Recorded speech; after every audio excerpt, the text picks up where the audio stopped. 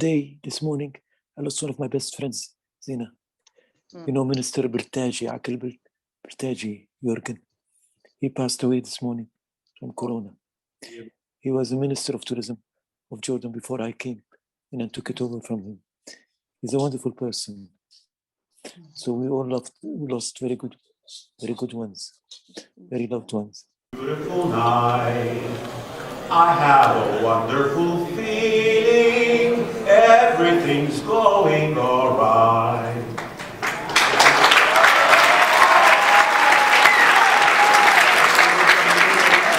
Instead of I, let's say we, all right? Okay, we have how do we start? Oh, what a wonderful evening. Oh, what a wonderful night. We have a wonderful feeling. Everything's going to be all right. Yeah. Oh, what a beautiful feeling. Oh, what a beautiful night. We have a wonderful feeling. Everything's going all right. Again.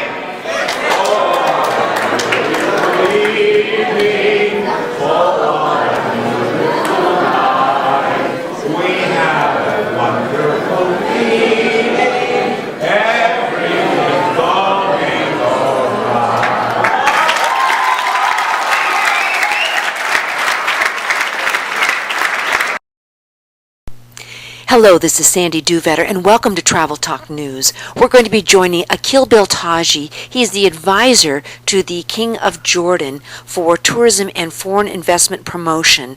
And this is a very important presentation called The 7 Pillars of Tourism. We feel as if we're all very lucky to have this available to us, so please take advantage. This is actually taken from a meeting in Nanjing, China, for the Marketing Tourism Summit that was held in November of 2004. All right, enjoy it. And here we are. We're joining him now. Nation or country or location attributes. What is this place all about? What do we have?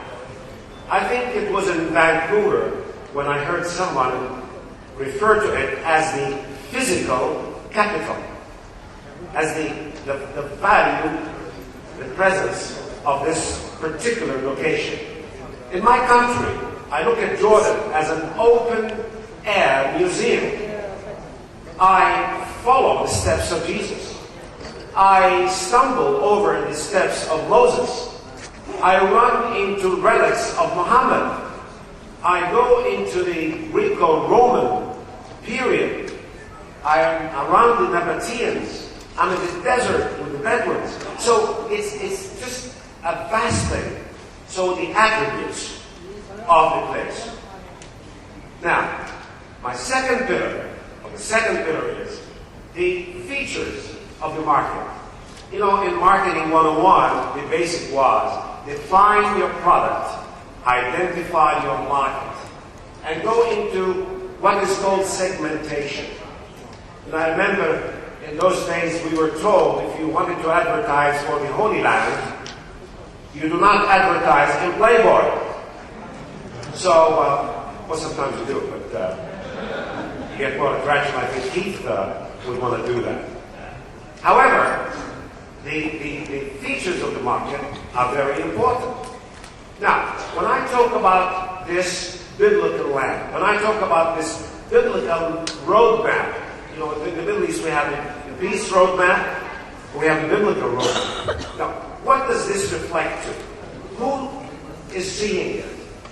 It would be the Christian world, the Muslim world, the Jewish world, the Buddhist world, and it would be those people who are in culture, into antiquities and the like. 3, the infrastructure. The infrastructure here is what is flat on the ground.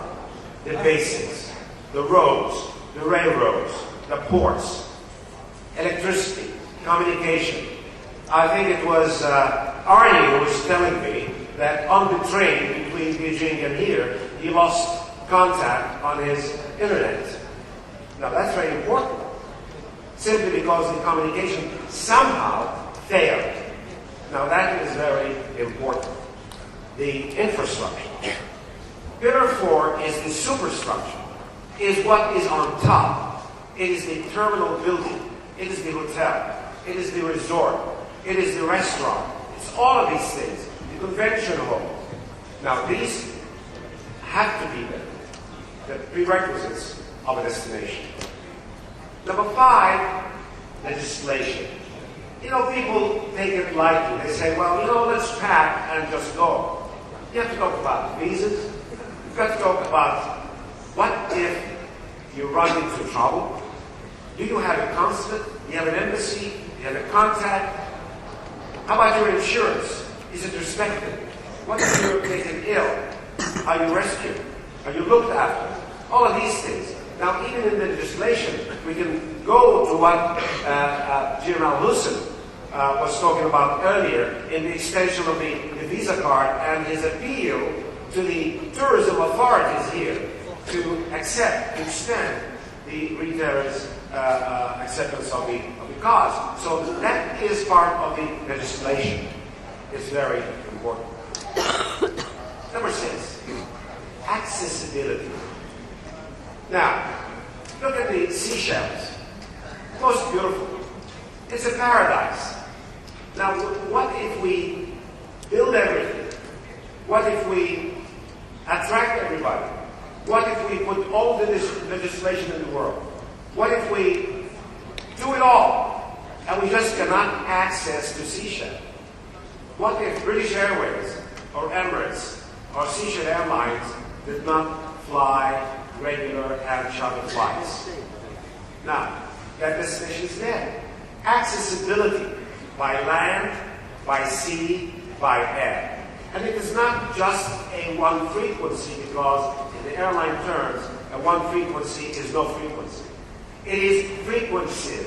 It is the volume of these flights, because this will have a direct effect on the cost, on the price. The more flights, more volume, the less cost. That's why you see these low-cost airlines nowadays are shuttling back and forth to these new destinations. They can afford it because they are running the airline and operating on low cost. So accessibility, and it was raised yesterday by Mr. Ahmed Khaled from Egypt when he asked about the open sky policy. And I thought that this is a question that ought to be addressed to Arnie this morning, so Arnie could direct the panel to answering that question. The last and the most important pillar, and I call it the golden pillar, is security. Nowadays, before you start out, no matter what destination you're talking about, it can be the best in the world, accessible, with all the legislation, with all the superstructure, with all the infrastructure, with all the marketing facilities and abilities, with all the beauties in the world. If that place is not secure, you will not just go. So security has become to be the 7th and most important pillar. Now, why did I make them 7 pillars? Why is it that 7 is so important in our religions? Back to the Abrahamic religions. You know, the 7 days of feasts and fasting and the wheat, the 7 skies, the 7 cows of Moses and Joseph in Egypt. So 7 is a holy number, and I believe that if you do not have these 7 pillars as prerequisites, as components into your destination, then we have a problem. Thank you.